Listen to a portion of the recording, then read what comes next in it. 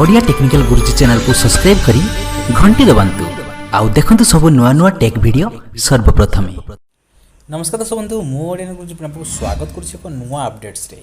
दर्शक बंधु ओडिसा रे बात्या हेबार संभावना बोली फोरकास्ट डिपार्टमेंट तार ट्वीट रे ट्वीट करिसंती। तो म आपनको ट्वीट डायरो ऑफिशियल ट्वीट देखि दउछि। बात्यार संभावना अछि ओडिसा रे आपनको मे 3 तारिख को बात्या लैंडफॉल करि पारे ओडिसा रे।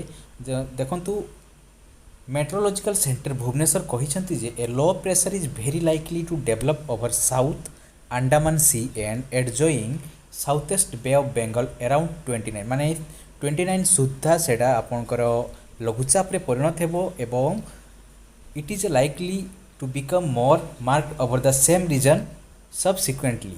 तो एटा तो खाली आपनकर लघुचाप रो अनुमान करा किंतु अमेरिका रो जो पाणीपाग केन्द्र सूचना कहते जे आम ओडिशा रे बात्या हेबार संभावना अच्छी। तो देखंतु गोटे मु न्यूज भी सेव करिछि उपकूल ओडिशा एबे मरणांतक कोरोना भूताणु संक्रमण आक्रांत रहिथिबा बेले आगकू आसी बात्या आशंका। एबे उपकूलवर्ती ओडिशा रे मध्यम धरण वृष्टिपात अनुभव हेउथिबा बेले आसंता मे 1 तारिख रे लघुचापर संभावना रहिछि। पुणे स्थित Indian institute of tropical metrology IITM संस्था तथा अमेरिकीय ग्लोबल फोरकास्ट टीम जोटा मु कहली सूचना अनुसार एप्रिल 30 आड़ को अंडमान निकोबर द्वीपर दक्षिण भागरे लघुचाप घनीभूत होबो। तो तार फोरकास्ट फोटो भी अच्छी मु आपको देखि दउची। फोरकास्ट फोटो जो निया हिची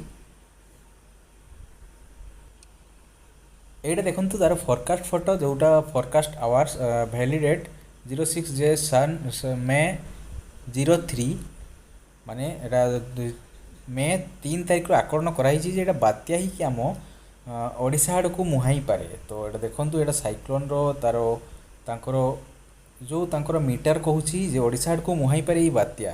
तो केते भयावह होबो एबे ई परिस्थिति जदि बात्या आसीबो तो बहुत खराब कथा। तो आगरु सचेतन हो जिबाटा ही इम्पोर्टेंट। सेति पई आपनको भुवनेश्वर रो जो ट्वीट रे भी आ किछि दिन पर आसीबो देखिबे जेते पाखको आसीबो सेते बात्यारो सूचना जदि आसुले प्रॉब्लम हो पारे। कहते जे कटक जाजपुर यही सब डिस्ट्रिक्ट मानू हाई अलर्ट करा जिवो किसी दिन भितर। तो आपण सावधान जंतु एडा गोटे बहुत बड़ अपडेट। ये कोरोनार ये परिस्थिति बेले जदि बात्या ओडिशा को आसे तो मे भी निश्चिंत गोटे खराब न्यूज।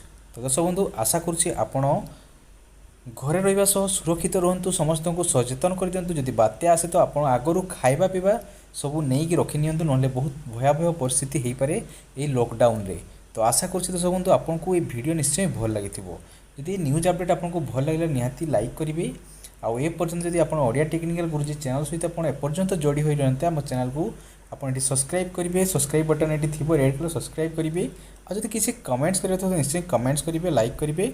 वीडियो न भल लगे डिसलाइक करेंगे। मु जानिबि जे जाहो मो दर्शक बंधु मैंने यही जिनस भल लगुनि तो डिसलाइक करूँ। देखा नेक्स्ट वीडियो रे। जय जगन्नाथ।